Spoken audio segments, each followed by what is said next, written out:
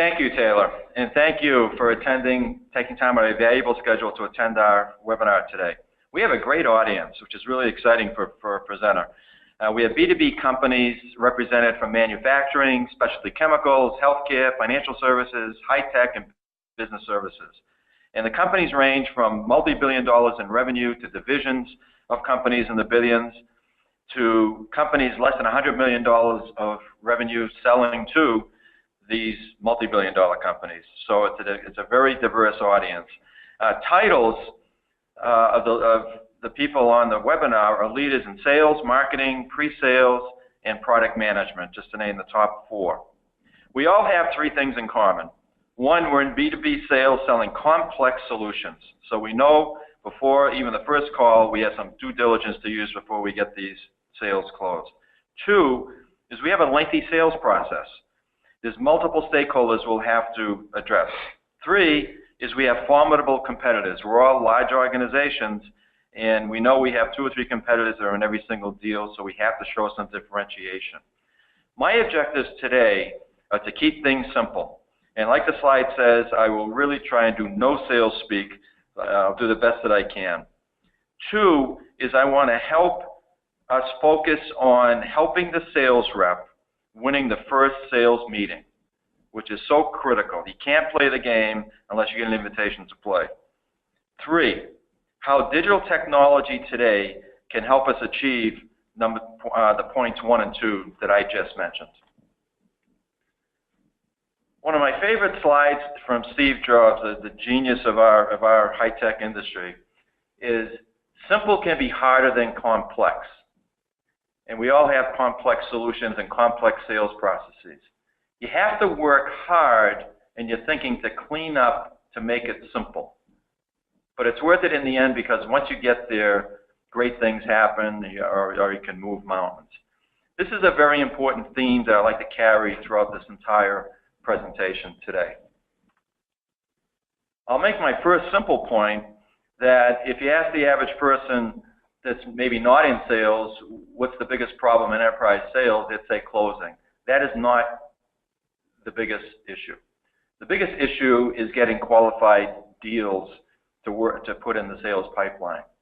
Whether you're a $100 billion company or whether you're a $10 million company on this webcast, the sales process is pretty much the same. Marketing, millions of dollars, billions of dollars are put into marketing to create leads. Or it's coming out of customer inquiries from the base, or it's coming out of webinars like this, or people accessing your websites. But eventually it goes into the sales process to qualify the opportunity. And in larger accounts, you could have an inside sales development rep that does some qualifications for the field rep. Or, depending on the lead, it could be the field rep actually doing the qualification themselves. And in many cases, the emerging sales force today is going into inside sales. So there's a lot of salespeople, organizations have a totally inside sales organization where they have to qualify and sell over the telephone. And then it goes into a customer meeting, whether it be online or whether it be face-to-face like a majority of people do that are on our webinar today. And the sales rep stands up and presents to a group of hopefully decision makers, senior buyers, key recommenders, and in many cases executive management, including the C-suite. If the meeting goes well, it goes into a forecast, it goes into your CRM as a qualified opportunity, and qualified opportunities then enter the sales process. The problem, though, is that according to Sales Benchmark Institute, over 60% of the forecasted deals do nothing. That's an alarming statistic. That means you lose to no decision or status quo more than any other competitors combined. So you're left there with competing with these formidable competitors on 40% of the opportunities. The problem is right here. And that is, I believe that sales and marketing leaders have the responsibility to provide their sales reps the content and the tools to make sure they have a good quality first meeting so they can engage the client and qualify the deals that go into the pipeline. Unqualified deals that go into the pipeline have multiple problems. The top being, it certainly wastes the sales rep's time. Two, it wastes the valuable pre-sales resource time, which is limited. But more important, it takes away from these high-quality pre-sales subject matter experts to work on those deals that are qualified that they're not able to get to because they're working on unqualified opportunities.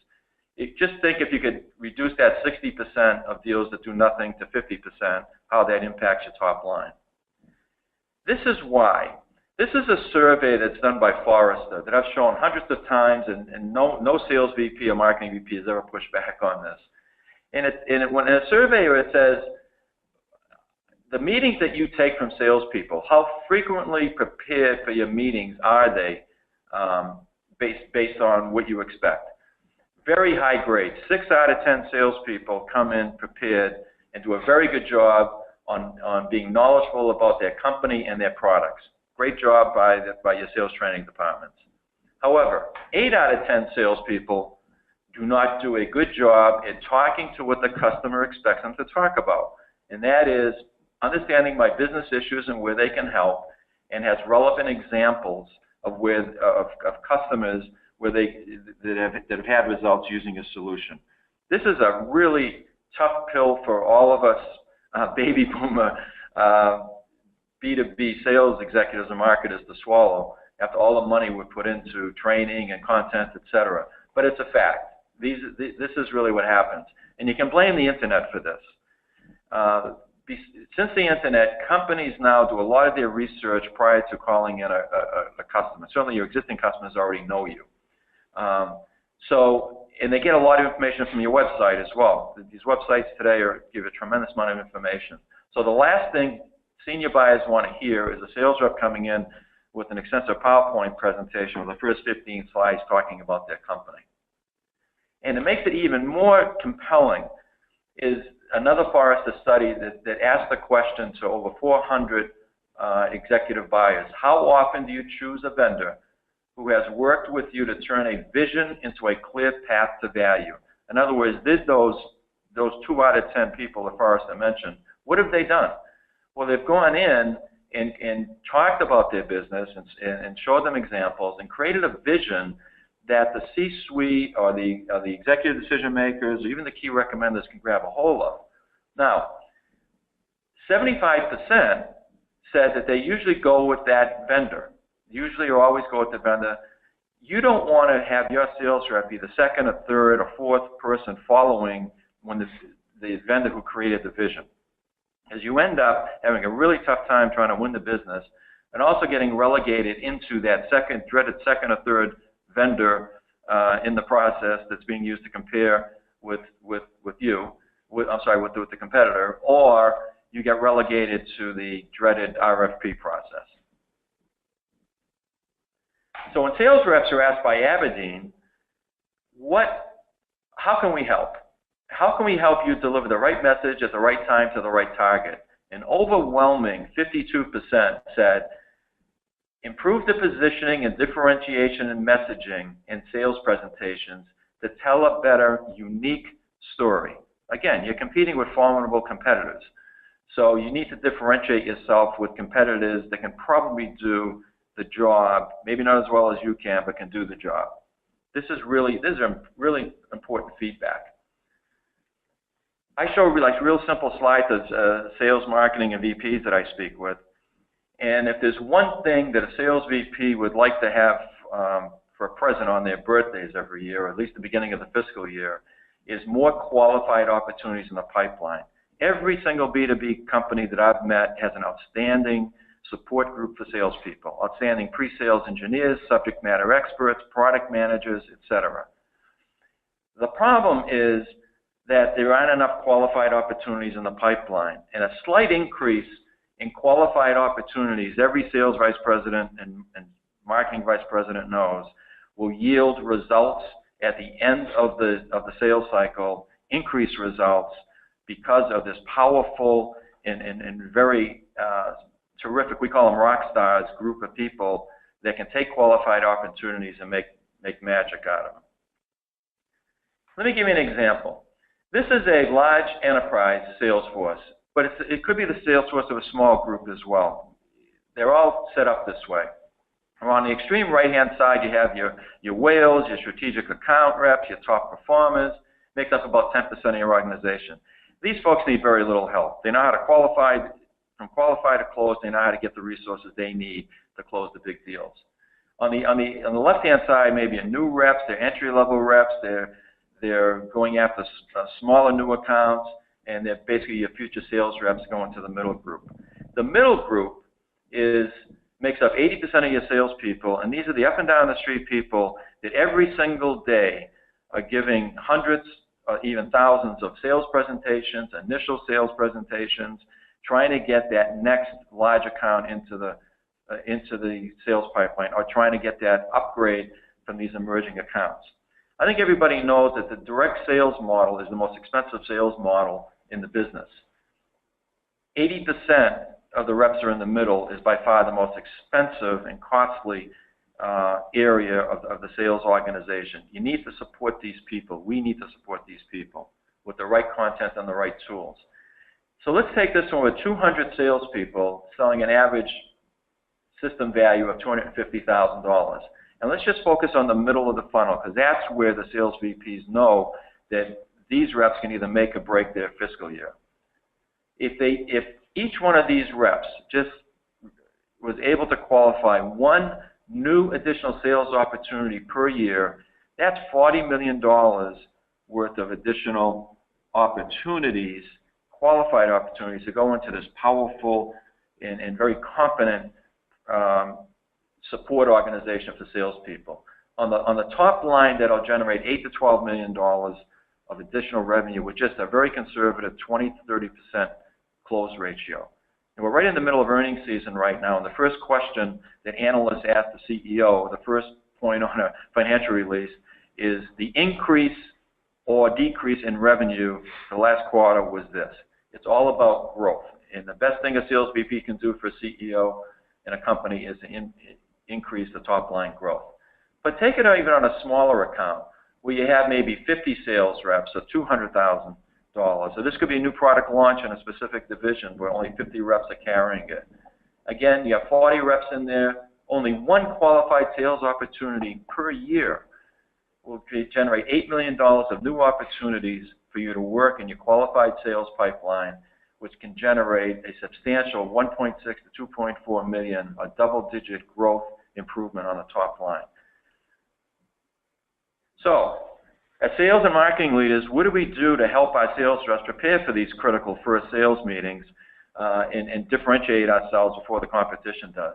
Well, we're doing it the same way we've done it for the last 10 or 15 years. The sales rep has to spend hours preparing for the presentation. They're looking for the right PowerPoint. They're looking for the right case study. They're looking for the right video. They're looking for the right messaging. And they feel like to put in the corporate overview. And once they get all of this, which will take 2 to 3 hours, now they have to figure out how to package it into a 1-hour presentation. You can't go into first meetings anymore with a standard 25 to 50-point PowerPoint sales presentation. It doesn't work. You have to, like Forrester says, talk about their business issues and their industry. And what happens is close to 60% of a salesperson's time, according to CSO Insights, is spent not selling. That's 3 out of 5 business days of the week. Their time is spent doing other things besides standing in front of the customer or presenting to the customer why the solution is unique and why they should take advantage of vetting this solution out versus the competition. So my second simple message is, please, don't burden your sales reps with finding, sorting, and compiling presentation content for customer meetings. And Covidian, which is a top company that has a content repository for proposals and RFPs, supports this with this quote, that 83% of the salespeople report they have a hard time finding the content that they need. Even though there's millions of dollars being put into these content repositories, finding it is difficult. Getting better. It's getting better. There's some really good ones out there. And when they can't find what they need in minutes, they abandon the search, and what happens is they go by the old standby corporate pitch, and they may be using outdated content instead. It's a really frustrating experience for people in corporate, and one that is doomed to failure. I read this outstanding blog from the CEO of Richardson Training, which is exclusively trains B2B sales organizations. And it's a very compelling title. A lot of companies right now are saying, start at the top. Get confirmation from the top that your opportunity makes sense. That's a dual-edged sword.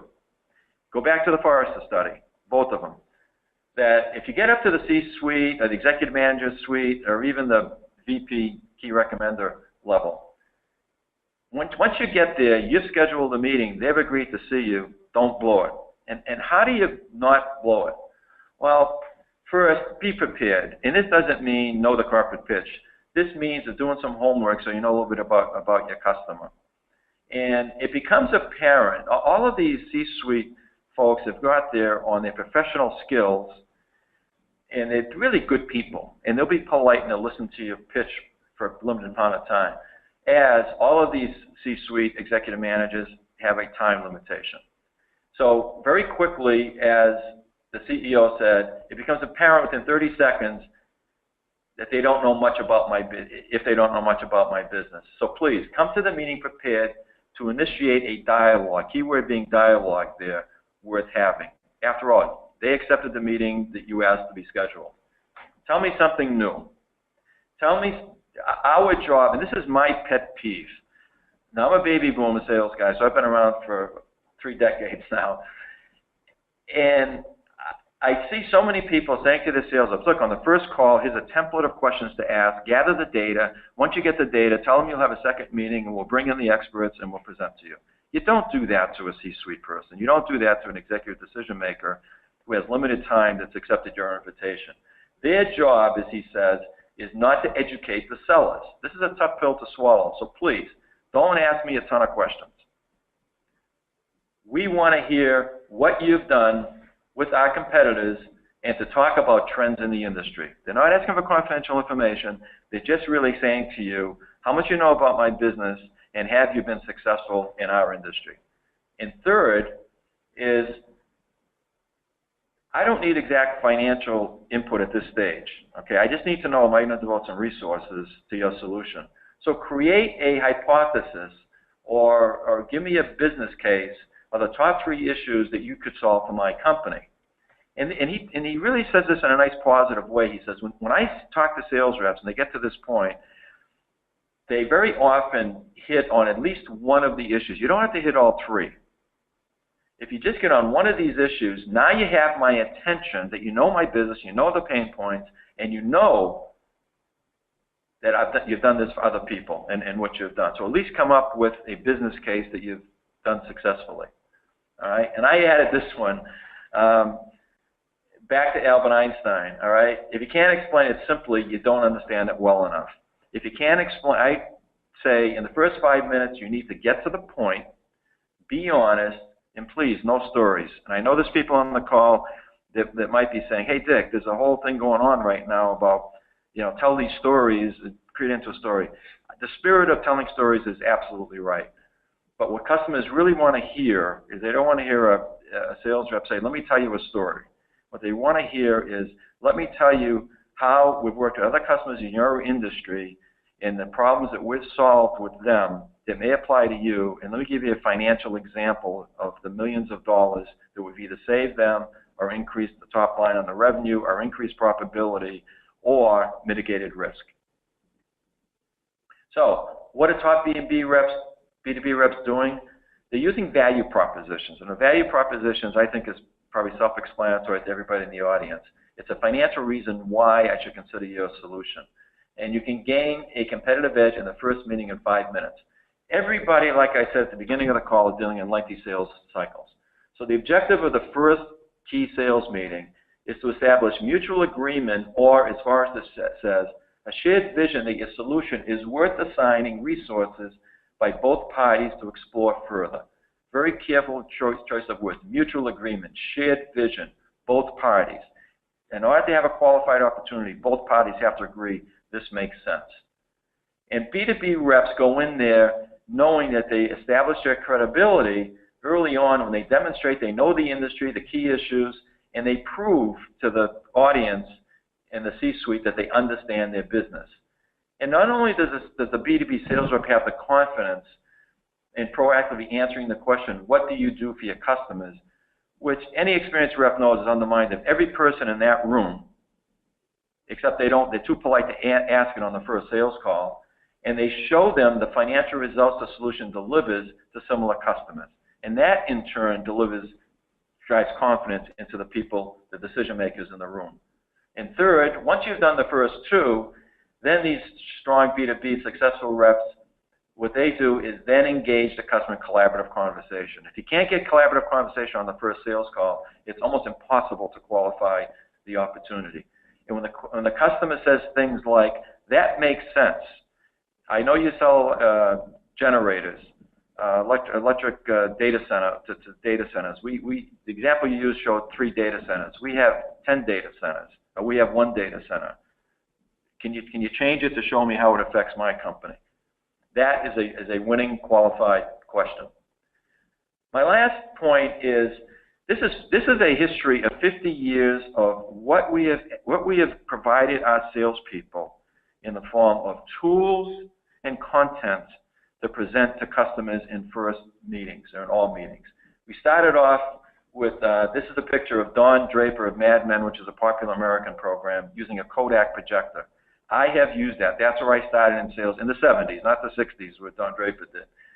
And the good news about that is you had a captive audience, no laptops then. And the downside is it's in a dark room and you hope the people didn't fall asleep. And the horror was after you turned off the Kodak projector that you saw your decision maker didn't take a single note. But that's the way it was then. Then we went to blackboarding and whiteboarding, where we convinced the world that having sales reps get up there and draw pictures and do some diagrams and engages the reps, the customer more. But the problem with that, at least with me, was on the blackboarding days, I was allergic to the chalk, which wasn't a pretty picture sneezing. But second is on the whiteboarding, my writing wasn't very good, okay? And you can't capture information. Now, the next one was PowerPoint. Now, PowerPoint was announced by Microsoft in 1990. So it's a very successful tool that's used by 90% of the people in the B2B world today. But there's limitations of it. It's static. You can't capture information, on and on and on, okay? Now, all 3 of these, or at least the last 2, can be used effectively today. Whiteboarding, I think, is effective in a technical presentation when you're in the sales cycle of your deep dives. And PowerPoint certainly are what customers are used to. But today, digital technology is here. And digital technology is really cool because it's web-based, it's cloud-based, reps can access it pretty quick. You can change the content real quick. It also has some smart capabilities to it, so it has some smart calculators inside. So when you change data, customers can see the effect in graphic format, in TCO format, in financial format relatively quick. And Brian will give you a customer example of how they do that. And I'll end on Steve Jobs as I began with Steve Jobs. This is my favorite. Is my advice to sales and marketing leaders is prepare for the day, and it's coming soon, where PowerPoints will not be used in a majority of cases by your sales reps. This is happening. We're in a digital age right now. Millennials make up about 30% of your sales force today. They'll make up, according to pundits, a majority of your sales force within 3 years, okay? I manage millennials. I'm telling you, they are an organization that grew up with smart tools. Right now, there are smart tools out there that you can arm your sales reps with and make great reps out of good reps by helping them qualify opportunities quicker. What I'd like to do now is turn you over to Brian Hannon to show you a typical customer example of how these B2B reps are using these digital value propositions. Thank you. Great, thanks, Vic. I'm happy to join everyone. Before I show you an example, I just want to point out one additional thing. If I can get the slide to move forward here. A lot of what Dick has been talking about is the ability to increase the number of qualified sales opportunities in the pipeline. But as we've learned from our clients, the use of digital smart value propositions can impact their business in a number of ways. And these are all related, but they're very important. The ability to accelerate sales cycles by getting to the right people more quickly is certainly very important, as well as reducing discount rates by providing a tool that gives salespeople more confidence when they are at the procurement stage and they're pushing back on the discounts being requested. They're able to point to evidence that they've developed during the sales cycle that gives them confidence to push back and say, no, I'm not going to automatically give you that 10 or 20% discount that you always ask for. And then finally, winning competitive deals, so being able to position yourself against a very tough competitor in a way that clearly articulates the value that you provide over that maybe much larger and more established company that you're competing against. And then finally, with the larger sales organizations, as you're hiring new reps, as there's turnover, the ability to hand the new sales reps a tool that gives them a roadmap and helps them focus on the key business drivers, as you'll see in a moment here, that their prospects and their clients are interested in and are focused on, helps them become much more effective much more quickly. So all of these are very important as well, and we didn't want to completely ignore the other impacts there. So this is an example of a value proposition, and you'll notice the GoToAssist is actually a product, maybe it's a sister product of GoToWebinar, which we're using today from Citrix. And GoToAssist is a fairly simple solution. We use this example because we felt like pretty much everyone could relate to a support center solution. Right? I know we've all been on the phone and getting support for various products that we have. And so the goal of this particular solution is really to automate that process. So as a sales rep, I'm able to quickly open up this digital smart value proposition. Leverage Point is a cloud-based company, and so I'm able to log into a web page, whether it's from my laptop or my tablet, and quickly find and open up an example that most relates to the prospect that I'll be meeting with. And it's important to note that the sales rep isn't trying to go in with the right information immediately. If they can grab a value proposition that is closely related to the type of company that they're going into, that's perfect for the start of a conversation. And you notice, by the way, we're not starting with the PowerPoints. We're starting with a different approach, which I can guarantee you your prospects will be delighted that they're not seeing a 50 PowerPoint presentation that's popping up on your laptop. So as a sales rep, I can begin making changes, and so this company will make up a fictitious name here, if I can spell it. And I can make those changes prior to the meeting, or actually I can make the changes during the conversation itself.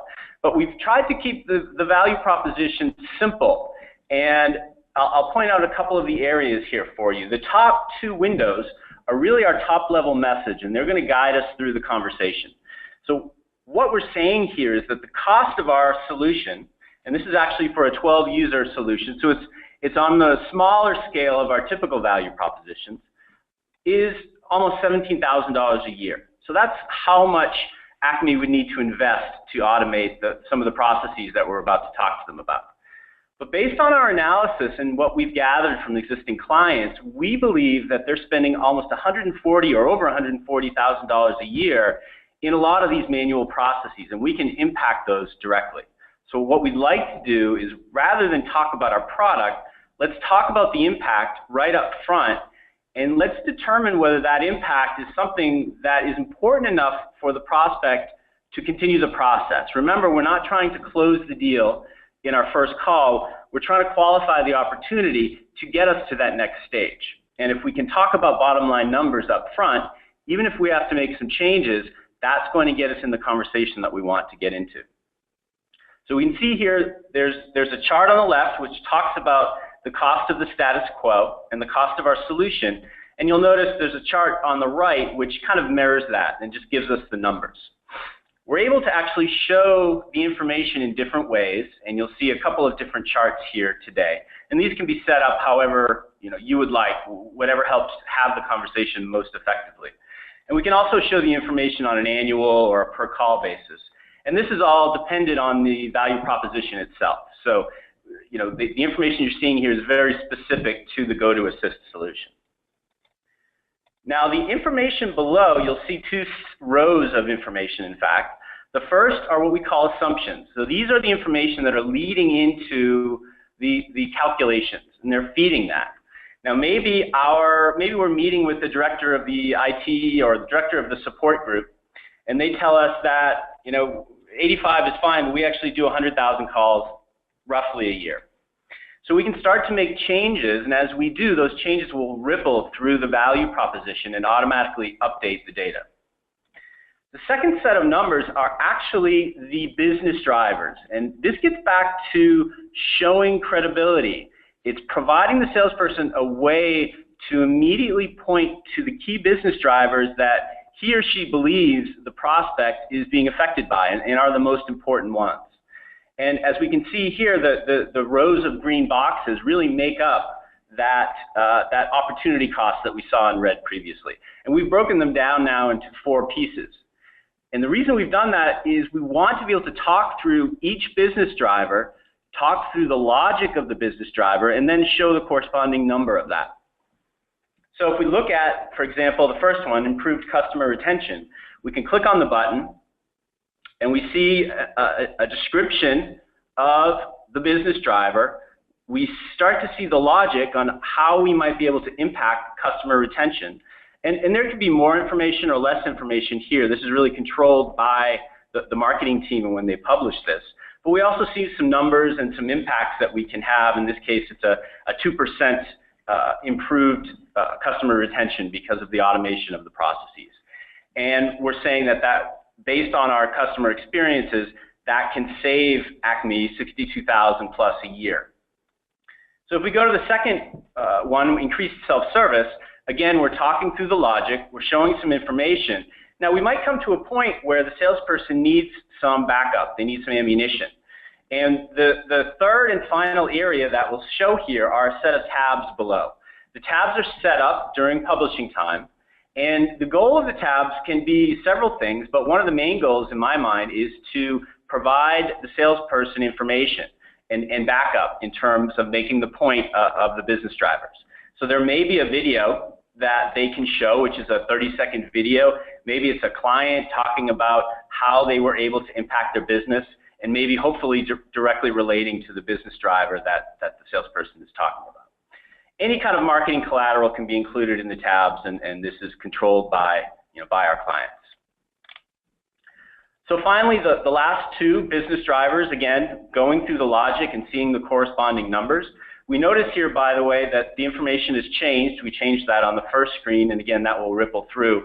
It's highlighted when we make the change, but we can turn that off as well. And then finally, reduce travel time. And I think this is fairly self-explanatory in terms of being able to solve cases in this particular example, via the internet and via the solution versus flying to the client site. So one final thing I'll show you is the ability to export a PowerPoint presentation or an Excel sheet that you can then leave with the prospect. So any changes that you might make to this particular value proposition can then be exported and sent, follow on an email, or even printed out and left with the client. So trying to keep the time here, I'll probably stop here. This is a quick overview of what we think is a fairly simple approach, as you said, early in the sales cycle to establish the economic value of the offering, whichever it is. And as I mentioned, we have clients who have offerings in the millions of dollars. This happens to be a simple example, but it happens to be on a lower scale. So I think we're going to jump into Q&A, but before we do that, there's one question that we do tend to get a lot, so we figured we'd start with that. So the question tends to be, okay, this value proposition looks great, how do we get started? This is what we do with our clients all the time. In fact, this is how we start with almost all of our clients.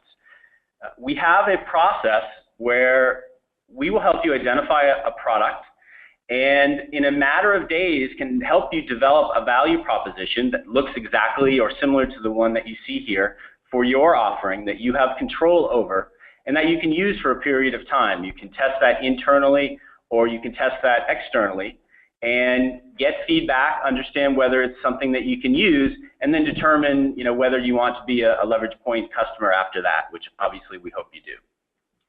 So that's kind of one of the first questions that we typically get, so we thought we'd start off with that. I think Taylor has more questions that have come in, so I'm going to pass this over to her. Great, thank you. And we've had some questions come in during the webinar, and there's still time to enter your question into the panel on your screen. While you're entering, a reminder to complete the 10-second survey while exiting today's webinar to receive a copy of Irresistible Value Propositions by Jill Conrath and to be entered into a raffle for one free copy of Amp Up Your Sales by Andy Paul. All right, so we've had some great questions so far, and to answer the most popular one myself, yes, this webinar is recorded, and the slides and recording will be emailed to you within 2 business days. All right, first question for Dick or Brian. My marketing group doesn't have the data to create a value proposition. How do we start? Yeah, so that's a good question. It kind of relates to what we just talked about briefly, but in many cases, the data exists in your organization, in people's heads. And what we recommend is putting together a good estimate of what you think the data is and beginning to share that internally and externally via a value proposition approach or a tool. What you'll find is that when you share a value proposition with someone who disagrees with the data, they're going to give you their opinion. And the value propositions will shift and change over time as you get those opinions and as new data flows in. So it's not something that you do once and it stays the same forever. But the key is to do it, to start doing it, because if you don't get started, it's going to be hard to ever get to the point where you have something that you want to show, and certainly have something that's going to help you, grow your pipeline. Great, thank you, Brian. And next question, we have a marketing content repository solution now. How does a value proposition differ? Yeah, I'll take that. This is Dick.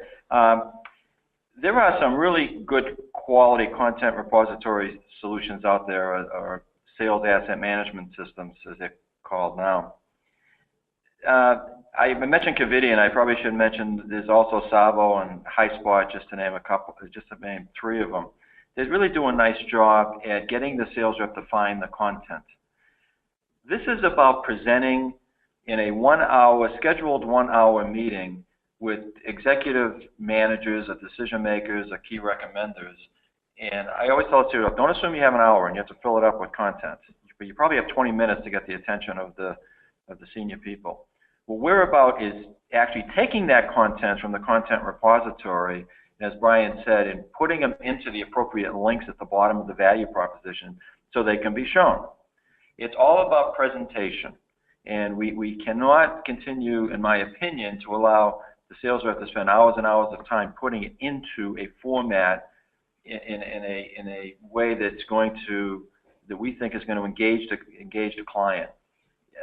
Digital technology is, in my opinion, the way to go nowadays. Whether you use leverage point or somebody else, which Brian always hates when I say, you have to go that way. And I think what we need to do is take these investments in marketing and content and put them in a presentation vehicle that's cloud-based, that's easily accessible, and frankly, when the customer sees it, they're going to say, wow, this is different, this is interesting, this is engaging, and you want to get that wow feeling. So I'm not putting down content repositories here, in fact saying use them, but use the information in a value proposition, not as a standalone.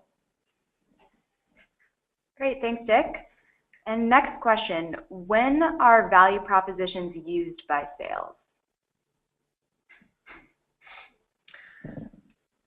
Yeah, so I'll take this one, Dick. So value propositions can be used in many stages. As we've talked about, we recommend using them early, and in many cases they're used in a team approach. So, for example, with Leverage Point, a salesperson is able to use a value proposition that may not be specific to the customer yet early in the sales cycle, and even hand that off to one of their colleagues as they start to develop the business opportunity and as the data comes in and gets more specific.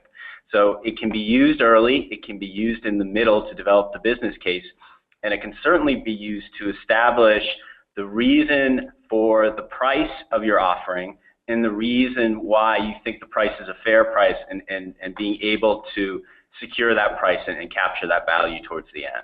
So throughout, I think, is the short answer. Great, thank you, Brian. And this one's similar to question 1, but a little bit more in depth. So how can reps present a value proposition without the customer's exact data? Should reps do a data discovery step first? Yeah, this is mine, that I always get the controversial ones. This comes up all the time, and I'll give you my straightforward answer, being a baby boomer and Italian. You don't want, unless you have a customer relationship with this account, you don't want to present the exact data, because it can get you into your rep into some trouble on these initial sales calls if the information is wrong. You really, like the CEO from Richardson said, tell me you know the industry and give me an example financially of what you've done for other customers with similar issues that I have. So not having the exact data really is, in my opinion, a benefit to the sales rep on these initial sales calls, especially for these middle of the funnel sales reps. So you don't want to get into deep dives on how you calculated the data, where you received the data, et cetera. And the data discovery step, I think I covered this a little bit. I highly recommend you don't do that on a first sales call, or turn your rep into a data gathering person, because what you want to do is respect the time of the customer, but also respect your pre-sales folks' time, and say to them that if you're interested in this value proposition, we can have a second meeting if you mutually agree to put some key people on your side on there. And then as the process goes through, because you know your sales cycle is 3, 6, 9, 12, 18 months, there's plenty of time to get the exact data, but you want to get a qualified opportunity before you start putting in real data. Unless you know the customer inside out and upside down. That's the exception. Hopefully that answers the question. All right, and it looks like we have time for just one last question. So here it is. Do others in the customer sales process use value propositions? If so, how and when? So other people or teams. Yeah, I would say our clients have a number of different roles who use value propositions. Certainly technical sales, pre-sales, people who are communicating with either existing clients or certainly new prospects in any way can and do use value propositions. One thing that we find with some of our newer clients and a way that they get comfortable with value propositions is to present them to existing clients who maybe have already purchased their solution. And they'll go in and present these with their technical team to demonstrate the value that they're delivering to someone who's already a customer. And they appreciate that, but they'll also provide strong feedback during that process, which gives the salespeople and gives the technical team confidence to then do that maybe with a brand new prospect. And so that's a slightly different answer maybe to the question, but all different folks use it, and it can be used in many different ways, not only just within a first meeting. Great, thank you. And that looks like it's it from us for today. Before you leave, remember to complete that 10-second survey, which will appear upon exiting the webinar. And if we missed your question today, we will try to get back to you via email, so be on the lookout for that. And thank you for taking the time to join us today, and a special thank you to Dick and Brian for your insights. And from all of us here at Leverage Point, have a wonderful rest of your week and take care.